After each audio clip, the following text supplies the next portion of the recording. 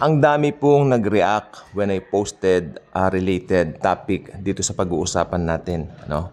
Pero ngayon mas gusto ko po siyang palawigin and yet hindi sa ganun kahabang oras ng vlog. Diretsahan kumbaga. Ito po yung topic. Bakit kailangan mong magpapugot ng ulo kung sakaling naiwan ka ng rapture? Again, bakit kailangan mong magpapugot ng ulo kung sakaling maiwanan ka ng rapture? Isa lang po ang dahilan para maligtas ka. Sapagkat during the tribulation age, tapos na po ang age ng biyaya. Tapos na po ang church age. And presently, we're now at the church age. Mapalad po ang mga maglalagak ng pananampalataya ngayon kay Kristo sapagkat ang kaligtasan ngayon ay base lamang po sa grace. Subalit, kapag dumating na po yung rapture, matatapos na po ang church age sapagkat maaalis na po rito ang mga believers. Tayo po yun. Okay? At pasok na po roon ang tribulation age. At ang basihan ng kaligtasan during that time ay kailangan magbubu ka rin ng sarili mong dugo. Hindi na sapat yung faith lang kay Jesus during that time. You really need to shed your own blood in order for you to be saved. Kaya, napakahirap pong maiwanan sa rapture. Yan po ang pinakabuod nito. Sapagkat, kung walang shedding ng blood, walang kaligtasan. Maliwanag po sa Book of Hebrews yan. Nung Old Testament, makinig pong mabuti, nung Old Testament, dugo ng mga hayop ang nagliligtas. Pero praise the Lord, dumating ang New Covenant, si Jesus Christ, ang dugo niya, powerful than anything. Yan po ngayon ang nagliligtas ngayong church age. Pero, after nung church age, pag na-rapture na po ang church, pasok na po ang tribulation. Ibig sabihin po, tapos na ang church age. So, ang magiging basihan ng kaligtasan noon ay kailangan magbubo ng sariling dugo. Kasi ang Antichrist during that time, siya ay magpapatupad ng tinatawag na utos na lahat dapat matatakan ng 666. Kung hindi ka magpapatatak ng 666, pupugutan ka. At ang masaklap, pag nagpatatak ka naman ng 666, maiimpyerno ka na forever.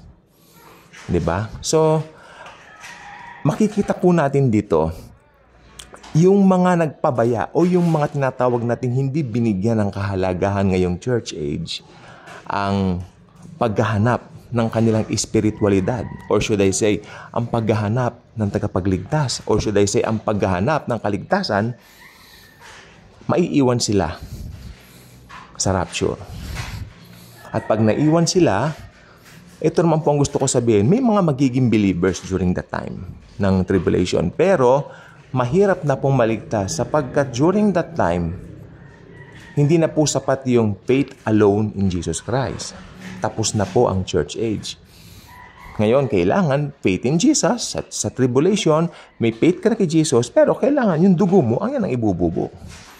Yan ang masyeshed. Kaya mapalad ka na kung hindi ka nagpatatak ng 666 during that time.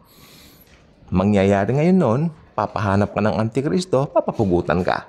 At kung pinapugutan ka naman, praise the Lord dahil dire-diretso ka sa langit. Okay?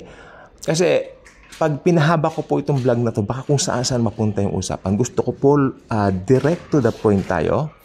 Sapagkat maraming talagang na-upset nung sinabi ko yan nung unang vlog ko, nung mga nakaraang taon. Pero ito pong gusto ko sabihin, kung open ang inyong isip, naway pag napakinggan nyo ito at ito po ay inyong napanood, umpisahan nyo pong mag-aral ng Biblia, especially sa Book of Revelation. Huwag nyo kakalimutan, sa Thessalonians, may sinasabing man of lawlessness na lalabas po mula sa revived Roman Empire. Basahin niyo po yan sa Daniel chapter 9. Yun po yung tinatawag the lawless one, the Antichrist. Okay? Yan ang mag-uutos na ng panukala na kailangan lahat matatakan ng 666. Ito po ay sa pamamagitan ng microchips. Hindi ka makakabili ng kung ano mang nais mo, especially mga pagkain mo, kung wala kang tatak nito.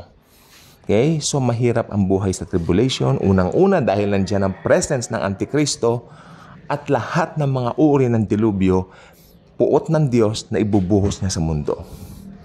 Pero sa kabilang banda naman, napakasarap po ng buhay ng mga believers na nasa langit na po, nagbibigay na po ng reward si Lord Jesus.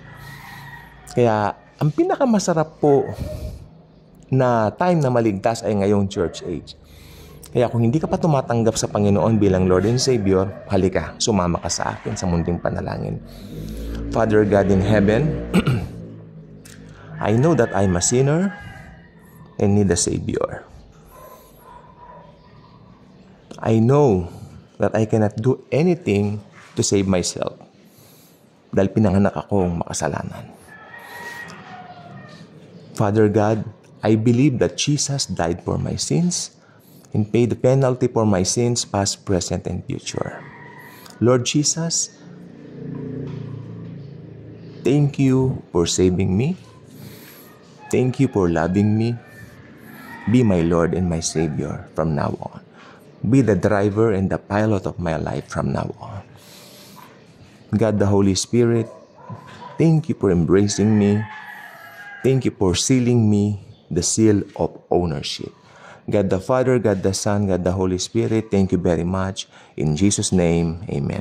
If you pray that simple prayer, I believe you got born again. You got saved. Born again is not a religion. Born again is a relationship with the living Savior, the Lord Jesus Christ Himself. Kaya itong gusto ko pong sabihin sa inyo, kung totoo sa puso mo yung panalangin na yan at naniwala ka na sapat na yung ginawa ng Panginoong Hesukristo sa krus ng Kalbaryo upang mabayaran ang lahat ng iyong mga kasalanan, binabati kita. Welcome to the family of the Lord Jesus Christ. At ito po ang gusto ko sabihin, hindi mo na kailangan magpapugot ng ulo sapagkat mararapture na po tayo. Kung hindi ka pa subscriber dito, mag-subscribe ka na. Click mo ang notification bell so that YouTube mismo ang siyang magre-remind sa'yo kung meron tayong mga bagong videos na gaya nito. Okay? Thank you. And as always and forever, Jesus truly loves us all.